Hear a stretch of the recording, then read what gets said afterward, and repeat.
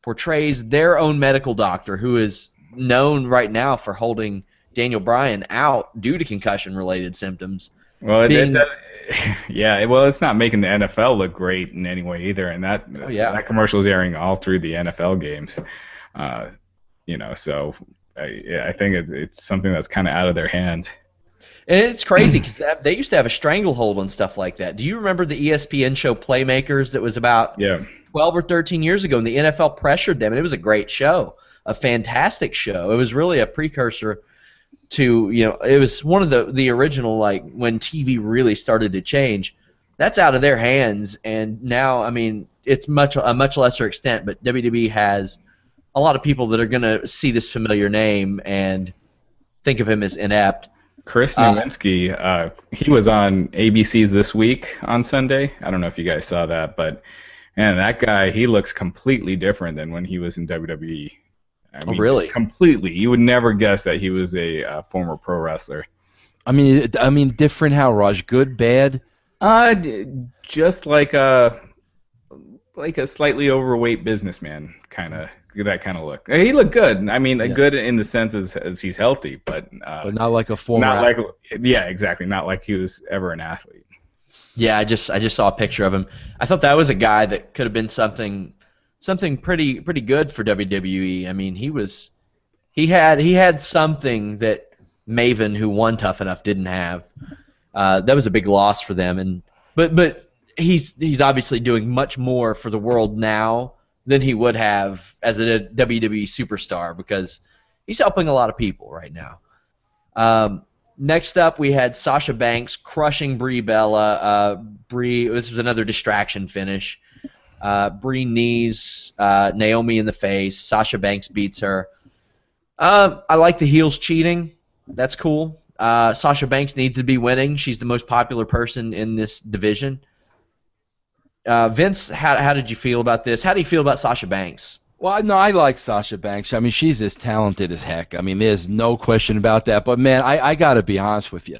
Was this just not the weakest angle you ever saw for a match in your life? They exchanged tweets over the holidays, and, like, that was the angle. I swear, and they put the tweets on TV.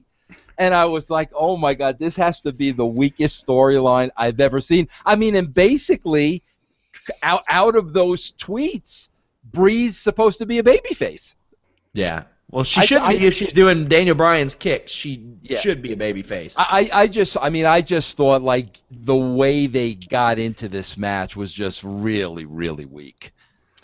Yeah, I mean, they've been doing that lately. They do that for the men too, where they're posting the tweets up, and whenever they do that, it's like, man, I don't know if the writers are scripting those tweets, but they're just the lamest. I mean, you see guys like Conor McGregor, or John Jones and Daniel Cormier on Twitter going at it, and it's like, really personal, really entertaining, and then they put these up. It's like, man, that's just don't. Yeah. Well. Yeah.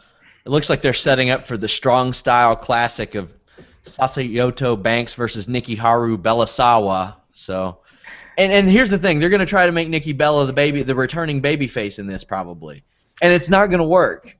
Well, yeah, I guess we'll get to this in the Charlotte match, but it looks like Sasha's. They keep giving her wins. I mean, they don't beat her, so she's being protected for something down the road. But yeah.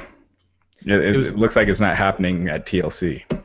It was about this time that The Rock tweeted, or somebody sent The Rock a tweet, and I know Raj saw this, where they said, if Roman wins, we'll promote The Rock's next movie, and The Rock is just like, nah, we're good. And he said, that's pretty screwed up. It's funny, but it's screwed up. Yeah. So he kind of agreed with it. So he must have been watching, or to kind of know what's going on, or I don't know, maybe not. I wouldn't think that The Rock has that much time. I was going to say that. Our show. This is the man who eats like 12 pieces of cod a day, so I mean he's probably busy feeding his face. We had the Beat the Clock WWE Title Match, another one set up exactly for halftime of the riveting Baltimore Ravens-Cleveland Browns game. I thought for the brief amount of time that this match lasted between Roman Reigns and Sheamus that it was thrilling. I was legitimately excited about it. I thought Cole and JBL did great. You could see the DQ finish coming from a mile away. And out of nowhere, Rusev pulls Roman Reigns out of the ring. You have King Barrett there, and then inexplicably there's Alberto Del Rio. So Del Rio is in this group, and Sheamus introduces us to these people because we've never seen them before, ever. They're called the League of Nations, and it looks like there's going to be a few guys to eat pinfalls for Sheamus for a while, Raj. Well, I mean, at least having Del Rio makes him a little stronger because the other guys have, been portrayed as geeks. But yeah, again, you got 3 hours and all this time. Why not? You get the guys together and then do a separate segment either later in the show or next week where you introduce, your team name and make it seem like a bigger deal as opposed to just kind of, doing the introductions after a match. It just seemed kind of awkward. Well, Raj, not only that, but you kind of hit the nail on the head before. You got to think prior to this match, we saw Del Rio in action and we saw Rusev in action. And Del Rio, that segment ended by Del Rio running away from Swagger, and Rusev segment ended by him looking like a sissy Mary, worrying about his girlfriend, and like you said earlier, killing Ryback. I mean, those guys, Rusev should have destroyed Ryback, like you said, and Del Rio should have destroyed Swagger. Now they come into this angle, and they just killed two guys. Now they have a little bit of steam, but we just saw Del Rio run away literally 10 minutes ago. This is what I mean about, dotting the I's and crossing the T's. When you're going to go here with these guys in this show, you got to set the table for them and make them look as impressive as possible before you get to the spot. Yeah, I couldn't agree more, and you could have at least had a couple squash matches with the Barrett too, where you give him a couple wins since he's been losing for so long, just to get people seeing him winning again. Yeah, I agree with both of you. Next up, we had what I personally considered the best segment and continuing story of the night. Backstage, we saw Becky Lynch challenge Charlotte to a match, a non-title match, she said, later in the night to show people what they were made of and show them why they came. Ric Flair showed up, and I wish that someone would have told us that Charlotte was Ric Flair's daughter, because this is the first I'm hearing of it, guys. I don't know about you all, but they should let that be known. She should maybe throw in a chop or a woo on occasion. They're just putting in some subtle hints until the big reveal tonight. Exactly. Man, a shocker, a true shocker. But anyway, I did like this. Charlotte looked really indifferent to Becky Lynch's challenge, and you can kind of see those seeds being planted. Paige was on commentary. I thought they did a few too many camera cuts to Paige. They missed like some important offensive moves in the match. But Charlotte feigned an injury to win, and Becky Lynch just was in disbelief. She couldn't believe it. And if there's going to be one characteristic of Ric Flair's that Charlotte picks up on, I think something like this is good. Becky Lynch sees Charlotte backstage and says, "What did you do? Why did you do that?" And Charlotte just gave her the we're not in NXT anymore. We're here. I'm doing what it takes to win. I have to teach you a lesson. Paige stepped up. Now it's time for you to step up. Paige showed up and stirred the pot. I thought this was fantastic character development for all three people. I thought this was a really good segment. Vince, how did you feel? Sean, I love this segment. I think this was the best thing they did on the show. No doubt about it. This is the only thing I didn't like. You said you thought it was good character development for all three characters. Mm-hmm. I disagree with that because I would have loved to see Becky have some balls at the end of this. You know what I'm saying? That's the only thing.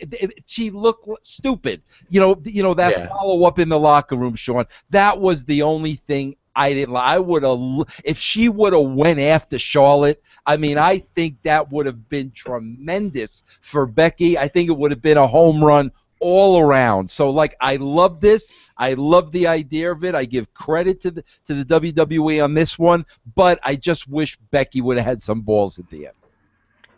It did look like, obviously it looked like they're turning Charlotte heel, and I will say this: she looked more comfortable at the end of this angle when she was being heelish than she has, I think, so far since she came on the main roster.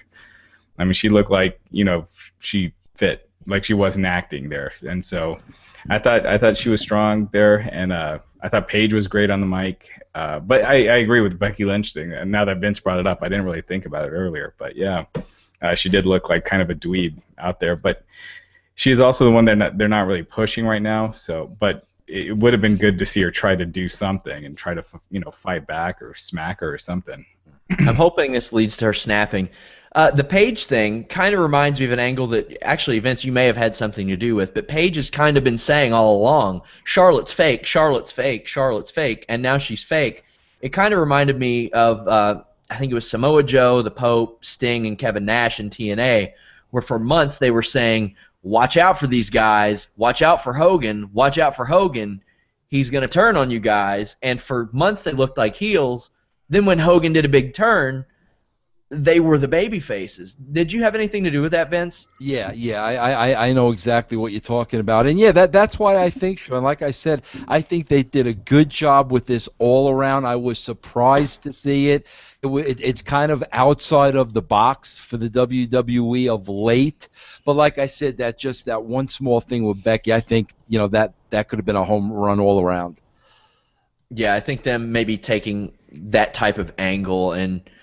Like, really, I enjoyed that TNA angle. I wish more would have came out of the end of it, but that involves long-term planning, though, and yeah, you're not really seeing much of that.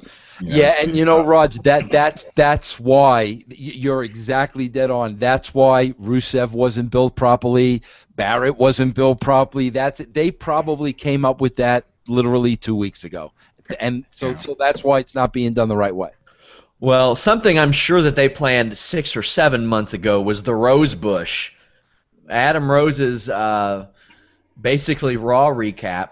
This was weird. I don't know how to feel about this. He basically said that Raw sucked. He wasn't lying. I'm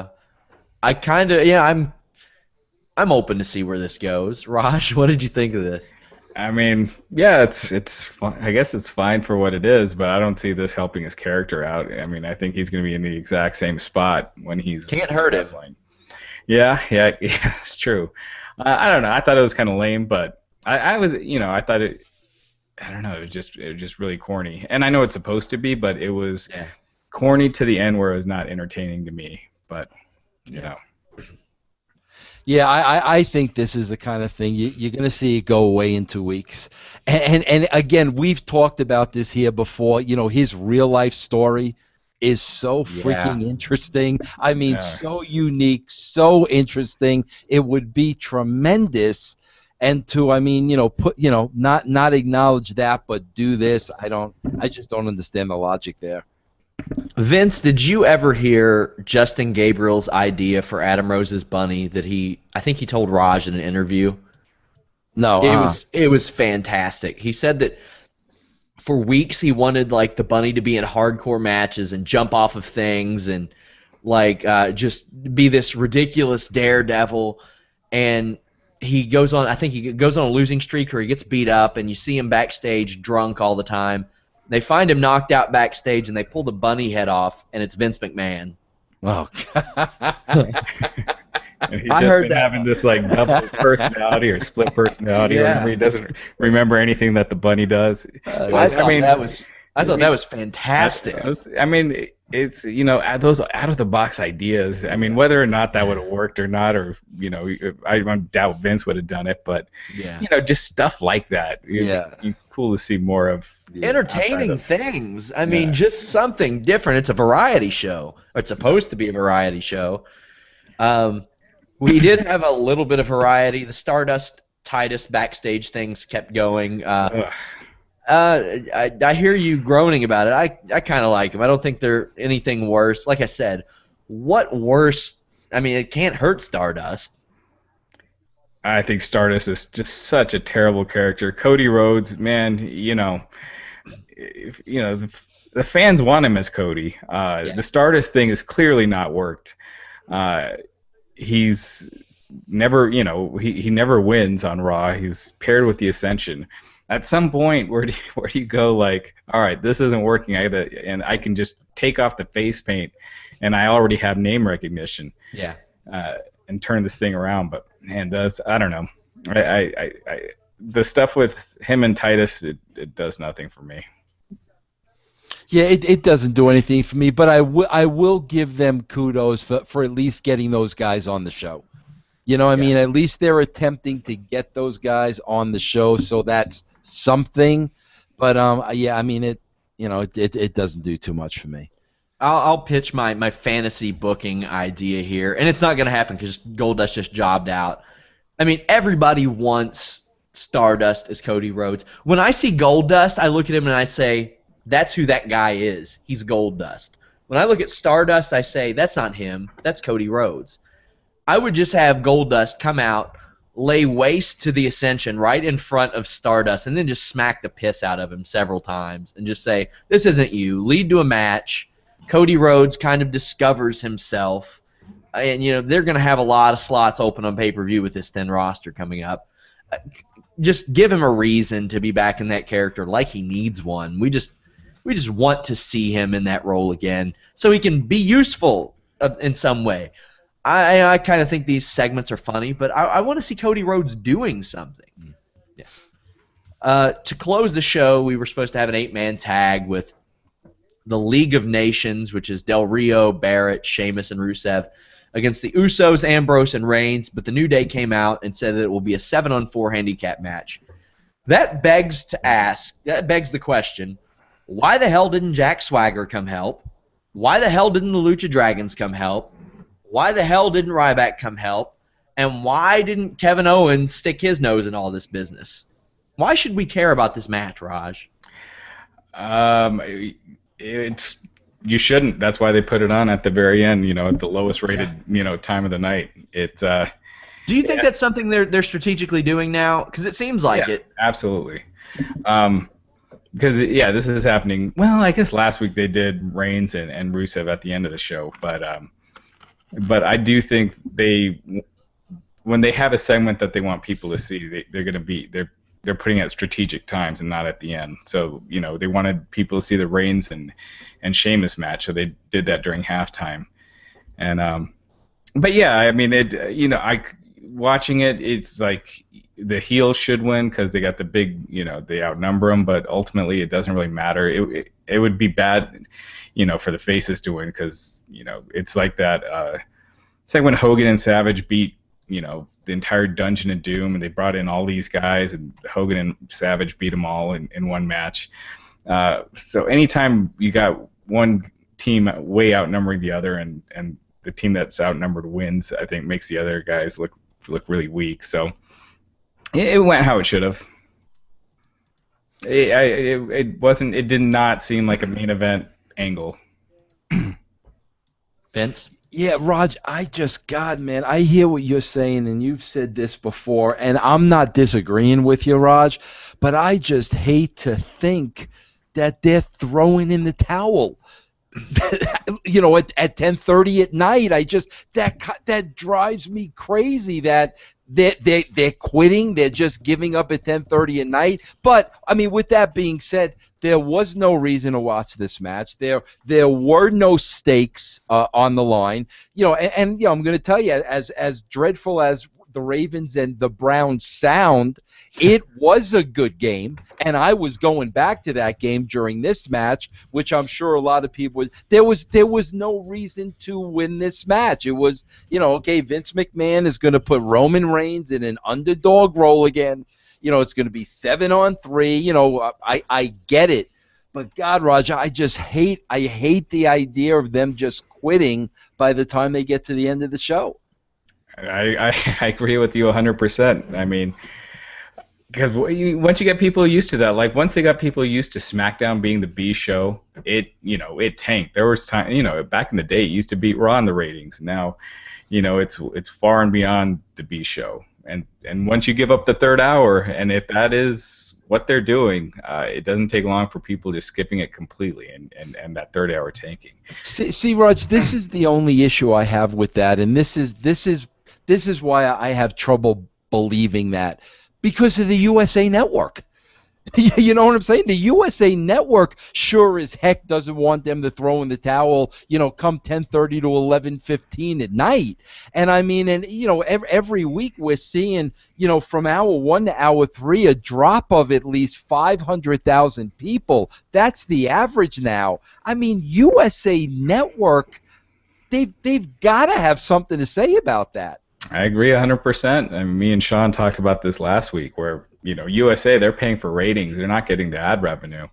But the fact that the main event this week wasn't announced till the third hour, it wasn't like they had been building to this this match the whole show, and this happened the other week with, I don't know, this keeps happening, where the last segment is not the most important one on the show.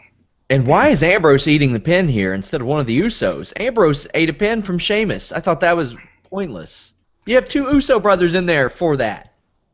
And not only that, I mean, let's face it. I mean, again, this was the Roman Reigns story, and I think there was a much better way to do it. Why not make it an elimination match? We're just coming off of the heels of the Survivor Series. If Vince wants to get Reigns over, why not wind it up with a 7-on-1? And that's what got him. That's what got him over in the first place with the Shield. He would lay waste to people with Superman punches. That's what I'm saying. Kicks, I mean, yeah, and obviously that's what they were trying to accomplish here. But man, I think there was a much better way of doing it.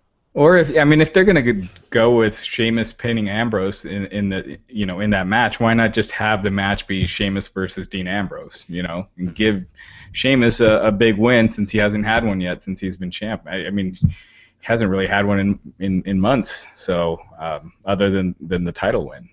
Something I wanted to bring up to you guys. I posted a poll on Wrestling Inc. this week. How do you watch Raw each week?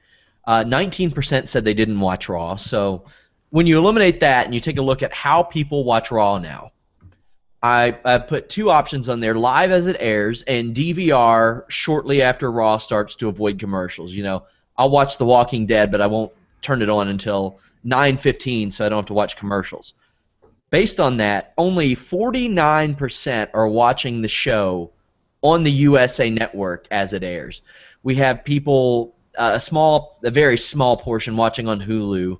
We have a pretty good percentage watching via, nefarious means like downloading, streaming. Another good percentage is watching, I'd say about 20%, watching via the YouTube clips. And then another percentage watching on DVR later in that week. Does that make you look at the numbers any differently, Vince, or anything like that? I'm curious, Sean. What were you expecting? What were you expecting the percentage of people to watch it live? I legitimately wasn't sure. I just wanted to use this as maybe figuring something out about this. Maybe people are going towards Hulu. Maybe people are going towards streams, but yeah. I didn't know what I was walking into. See, but that's the thing, man, Sean. Like I had the conversation with Spike, executives. All they care about is who's watching the show live. They don't care, and they don't care about DVR numbers, and it makes sense why they don't, because they know people fast forward through the commercials. So yeah. the DVR numbers mean nothing. This is where Dixie got into the fight with Destination America, because she felt that they should have been including in the DVR numbers.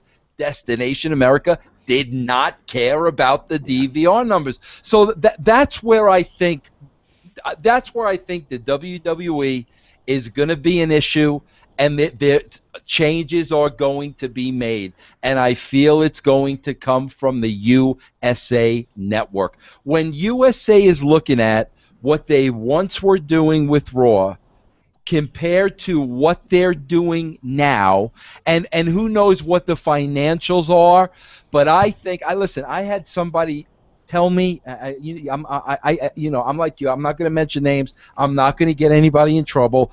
But I've heard that there's been some rumblings from USA Network now starting to say, you know what, we may need to get a little bit more edgy. Because USA Network doesn't want to be politically correct. That's not their call. That's coming from the WWE. Look at some of the shows that are on USA Network from 9 to 11 o'clock at night. They're not puppet shows. Walking Dead's not having any trouble getting advertisers right now. Exactly. So, I mean, that's all mandate from WWE, and that's why, I mean, I'm telling you, if it continues to go in this direction, I think we're headed to a showdown between WWE and USA Network, and I think that's where you're going to see some changes. Yeah, but, I mean, something's got to change. I mean, a couple things about the poll. We got to remember that we also have a lot of international readers, like 40%. And so those are going to affect the numbers and everything. But the fact is, like, if I miss Raw, we talked about this the other day, I don't feel like I have to go and watch it live. And, I could just watch the YouTube clips. And that's more, something on the product. And if people feel like they could skip the show altogether and wait till all the clips are uploaded on YouTube, I mean, you're not going to do that with a show you're really into. And so, that's part of the product just being cold. Yeah, it seems like USA Network would be, and I know that they don't take any pay any attention to it, but at least when people are illegally streaming the show, they have to sit through the commercials, unlike DVR numbers and stuff like that. Even if they are British commercials sometimes, but we don't do that here at Wrestling Inc. So. Yeah, I just thought that was a weird thing, and I mean, it's just unusual. And you mentioned it on Nuclear Heat, Vince. They're trying too hard to be politically correct, and you reviewed a show from March of '98 that had sexual content, violence, suggestive language, and it was rated TV PG. Mm-hmm. So there's no reason they can't do that now. Well, there's that show Satisfaction on USA? Isn't that like about the guy's a hooker or something, like a gigolo, and it's something like that. Like I'll see the commercials during the show. It's like, that's pretty racy, and that's the same network. Yeah. USA shows Crisley Knows Best right after Raw. I don't know how much you got to be at the bottom of your moral barrel to even put that on the program, because that's the most miserable show I've ever seen in my life. I try to change the channel immediately after Raw just so I don't give them the extra viewer. But yeah, Vince, what would you rate this show? I'm gonna, Sean. I may surprise you. I'm gonna give this the highest rating since we've been doing this, and I'll tell you what. I'm gonna give it a 3.5 out of 5, and I'm gonna tell you why. Because of effort. Listen, some things didn't work tonight, but at least I felt there was an effort put into the show. And let's face it, guys, coming off of last week and that number last week, they had better put some kind of an effort into this show, and they did. I think they worked a little harder. I think they tried a little harder, but the WWE, man, they get in a very They get in the same predicament over and over again, where the rating will hit rock bottom. They'll come back with more of an effort. They'll do a little better number. It will be a higher rating tomorrow, I'll tell you that. But then once that happens, you'll get like 4 or 5 more weeks of the same, and it'll go down again, and they'll deliver a halfway decent show. It's very repetitive, but I give it a 3.5 out of a 5. Wow. Yeah, I'd rather them fling new crap at the wall and hope that some of it sticks than that's how I feel. Than picking the same crap that already hasn't stuck to the wall and throwing it right back. Vince, thank you very much for joining us. Always awesome to have you. Thank you, guys, and have a good rest of your show. All right, take care, Vince. All right, man, bye. So, Raj, are we going to see a rebound from these record low ratings? Do you think it's a seasonal thing? Do you think? I mean, I tried to put together a WrestleMania card on paper today, and it was scary. It was tough. Yeah, and we got some questions in the comment section. Yeah, definitely. Grab. But yeah, I think there will be a little jump. During the once the Rumble hits, and football season is over and Monday Night Football. That's end of December, right? Is when the playoffs start. So yeah, another. Well, I think beginning of January. Because yeah. Right. Yeah. You're right. But it'll be interesting to see how many people come back. Will it be to where it was before football season? Has it been the same number that left that'll come back, or are you going to see a little decrease instead of, if it's 10% that left, are you going to get 10% back? You're going to get 7 or 6. And if you keep having that drop year after year, pretty soon you'll be getting below the 3 million, averaging that on a weekly basis. So on to some questions. The first one, by the way, guys, send them on the comment board on the page where we have the stream, the Wrestling Inc. page. # Wrestling Inc. podcast. First question, do you think having Tommy Dreamer will benefit Raw in the long term? Personally, no, I don't. But for this angle, it's fine. Yeah, no. But yeah, it gives it a little spark, but he's not a long-term solution. Do you think this Raw was better than last week's? Yes, I do. Yeah, for sure. Why does Dolph Ziggler wear eye black all of a sudden? He looks stupid. Well, there's an opening in TLC, so maybe that's the reason. Yeah, I don't know what he's doing, but the more I see him, the less of a star he looks like. With the changes he's been making. Yeah, he's trying to do some different stuff, but I don't know. I kind of like that's not what's hurting him. His look hasn't been what's hurting him. Yeah. How do you stay awake watching Raw? It's much easier for Raj. He's 2 hours. You're on Mountain Time, right? Yeah. It's but I still, I'll do some chores. I'll flip back and forth to Monday Night Football. I don't think I've ever. In the last couple of years, I don't think I've sat through without changing the channel at least a few times.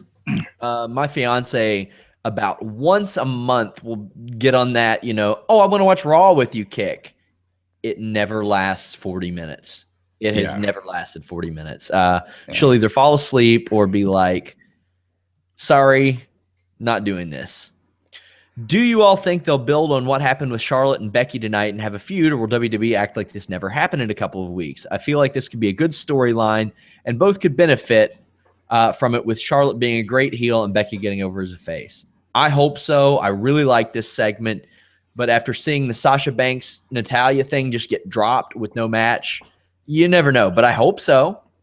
Yeah, I think it will. And like I said, Charlotte looked way more in her skin, as a heel at the end of that. So, and I think Charlotte as a heel champion would be great. She was great in NXT in that role. So, I think that's the way they're going. Sasha Banks, Uber driver, good idea. Raj, I'll let you take this one. I don't get that because I saw her Twitter handle changed to Uber driver. Is it some weird social media thing happening, or I don't know. She's on the edge of stuff though. She's on top of stuff. Like I'm sure WWE will pick up on it in about 7 months. Yeah, there are some trends I completely miss out on, and so I don't know what that means. The League of Nations. Love the name, hate the name. Raj, what do you think? It's fine. Didn't they fail? Weren't they replaced by like the United Nations? Is that what they were originally called? I think so. The UN replaced it, I think. Gosh, how do I know this? I think it was after World War II. Yeah. Oh, that doesn't bode well for them, does it? That's pretty good history. Yeah, I liked history in school. I don't know how long this group is going to last, to tell you the truth. I think it's just something temporary to get Sheamus some guys and give him a little steam. But I would be surprised if they're around after WrestleMania. Man, my thing, though, is that there are going to be 3 guys hopefully not treated as complete geeks in there, because Rusev could be something. I think Barrett may be too far gone, but he's somebody that should have been and maybe at some point could be. I mean, he's overcome some pretty ridiculous crap in the past. I mean, I thought he was at his hottest when he had the Bad News Barrett thing going. Yep. And in front of the Hall of Fame crowd and all that stuff. Yeah, it was awesome. And, he took something that I thought when he first did it, I had the same impression as this Adam Rose. Maybe not as bad as the Adam Rose thing tonight, but I remember I was like, oh, this kind of sucks. And then he just made that work, and he killed it. So yeah, WWE, they usually don't like going back to gimmicks for guys on top. So and he's not on top right now. So, but I don't know if they'd go back to it. Did Kane loan Sheamus his corporate Kane suit for the opening segment? No, Kane never takes those pants off. Ever. Right. Where has Kane been? He's been working the live events, but yeah.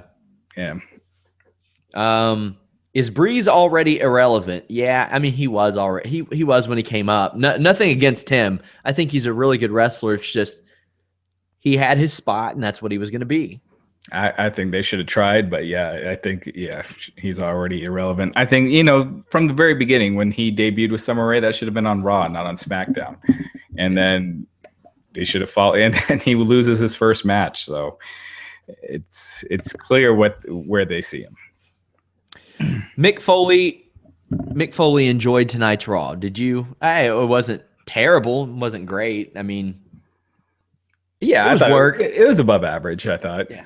It's not one I'm going to remember in 2 weeks, but I wasn't shaking my head, that often. So I just think the Sheamus era is going to be pretty brutal. I was almost hoping before they announced the stipulations to all those other matches, I was like, well, maybe they're going to have Sheamus lose the title. They realized they made a big mistake, but then it's kind of that quote you said earlier from one of the writers that Vince would rather, that $1 million idea, $1 idea. It's kind of like, well, they went with Sheamus, and he's going to make sure that, they stick it through at least a little bit. Do you know if or when Daniel Bryan is coming back? When his contract's up and he decides he wants to wrestle somewhere else, maybe? Yeah. I mean, I feel like they could use him in just some capacity, even if, I think if they really feel like it's a detriment to his health to wrestle again, then I think that's great that he's not, because he said he's going to wrestle again, whether it's for WWE or not. Yeah. I mean, you see all the concussion related stuff, and he's had quite a few, so that's gambling with your future. And if you've read his book, he's so poignant with talking about if wrestling was worth it in his life. And he at the end of his book, he gives kind of a surprising answer that I don't really want to ruin, but he seems like someone who can see the forest through the trees. So I'd be surprised if it was going to be a detriment to his health, and he has a family, and if he has kids and stuff, if he sees it as worth doing. But I do think there's a role that he could definitely play on TV. New Day was in 4 segments. By the way, guys, check out Daniel Bryan's book. It was fantastic. New Day was in 4 segments tonight. Too few, too many, just right. I think 1 less would have been best. I agree, 1 less. Were you disappointed when the Flair segment didn't end with them crying? Okay, guys, Ric Flair's kid died last year. He's a little emotional. That wasn't last year. It's been a few years. Was it a few years? Still, his kid's dead. And it was pretty sucky. I mean, well, Flair cries all the time. I don't think they mean over that, right? I think just in general, Flair has cried with Charlotte every time he's been on Raw this year. Well, I mean, if I saw Charlotte's chops and I knew that she was my kid, I'd probably cry too. No, I think he needs to stop being paired with her and stop being around her, and she needs to stop doing his stuff. But she looked today. I thought she looked tonight like she's coming into her own. Yeah, she looked much more comfortable. Usos, shirts, no shirts. Who cares? Come on. They do look like they're in better shape now. I mean, it's a weird thing, but I think when I think of the big star wrestlers, they usually don't have shirts, but I don't care. You know what I mean? But Oh, I've told you. I think I've mentioned, like, it's so funny. Like, independent wrestlers, like low-level guys, are so weird about gear. They're like, oh, if you don't have professional. I had a guy give me crap about wearing amateur wrestling shoes one time, and I was like, I turned on Impact, and this unprofessional asshole, Kurt Angle, had the nerve to wear amateur wrestling shoes. And then you turn on Raw, and you see guys in jeans and wife beaters and khakis. It's a variety show. It is. I do think Dean Ambrose could use a wardrobe change, because I think his makes him look like not a top-level star. And the dude looks like he's in the best shape of his life. Yeah. So, I mean, use that. Use it for whatever you can. Yeah, I mean, you don't have to be just out there in trunks. I mean, you could go like the Bret Hart route, or, a takeoff of how he dressed with the Shield. But just the dirty shirt and jeans, and same thing with Luke Harper. If he breaks away from the Wyatts, he's going to have a complete overhaul, because that look will only go so far. We'll do these last two. Do you think Reigns is getting over, or will he draw ratings, or is he ratings poison? I don't think he's ratings poison. I think he's getting over just fine now. I didn't think he would ever get this over after the whole deal earlier this year without going heel. So I think he's just fine. He's over in the sense that people react when he comes out, and they react to him. It's kind of like a lower version of Cena, like a not so loud version of Cena. Is he going to be this over babyface that they want him to be? Not unless they turn him heel and get him hot.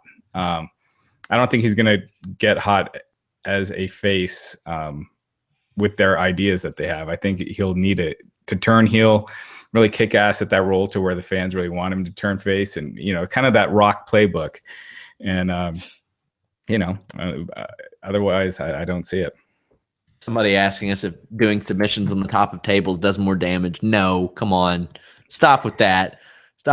But you could get, if you get stabbed by a pencil when you're dropped, or put your face on one of those CRT monitors that they have to use. By the way, I have people asking me all the time why they use those big, thick monitors. The reason they use those instead of like flat screens is because there's no delay on the CRT monitors. So while they watch them, they see things as they're happening, not on like a split-second delay or anything like that. They're so close to the ring, though. Does it really help that much as opposed to just looking up? I mean, I could see if it's something on the other side, but those guys are constantly looking at those monitors. And the last question: if the ratings keep going down, will USA shareholders, etc., force Vince to give up his control and creative? I don't think they can. He's a majority stockholder, isn't he? Yeah, they can. They can't do a damn thing. But USA could put the pressure on them for sure. Yeah. I mean, if they're going to lose their TV contract, or if it gets to the point where they're going to have that talk with them, they will. I mean, they will do something. I mean, Vince has had to change the product in the past because of stuff USA said. So and admittedly changed it. He cut a pre-recorded promo saying, "Hey, we're changing with the times. We're doing this." Vince will not allow his show to be on Destination America, folks. I guarantee you that. That's it for today. Let us know any feedback, any comments, anything you want to see on the show. Leave it in the comments section. Subscribe, like, all that good stuff. It helps us out. Definitely do. But we will catch you guys next Monday after Raw.